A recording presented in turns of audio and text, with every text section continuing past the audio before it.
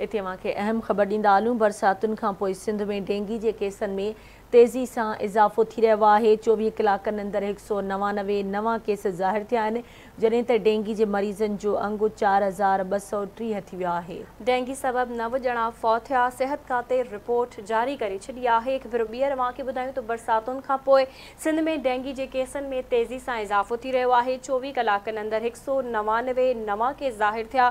Dinghy जे मरीज़नि जो अंगु 4230 थी वियो आहे। सिहत खाते पारां रिपोर्ट जारी कई वई आहे, जंहिंमें ॼाणायो वियो आहे त डेंगी सबबि 9 ॼणा फौत थिया आहिनि। सिहत खाते रिपोर्ट जारी करे छॾी आहे। बरसातुनि खां पोइ सिंध में डेंगी जे केसनि में तेज़ी सां इज़ाफ़ो थियणु लॻो आहे। 24 कलाकनि अंदरि 199 नवां केस ज़ाहिर थिया आहिनि। डेंगी जे मरीज़नि जो अंगु 4230 थी वियो आहे। डेंगी सबबि 9 ॼणा फौत थिया आहिनि। सिहत खाते रिपोर्ट जारी करे छॾी आहे, जंहिंमें इहो ॼाणायो वियो आहे 3827 मरीज़नि जो इलाजु कराची जी मुख़्तलिफ़ इस्पतालुनि में हलंदड़ आहे।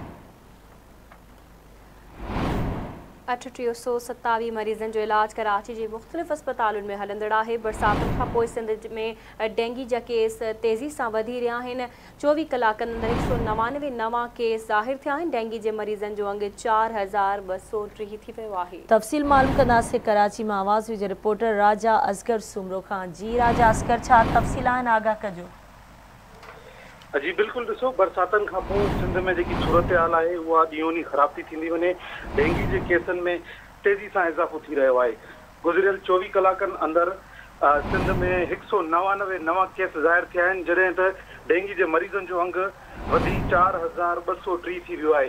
डेंगी सबबि पूरे सूबे में 9 ॼणा फौत थिया आहिनि।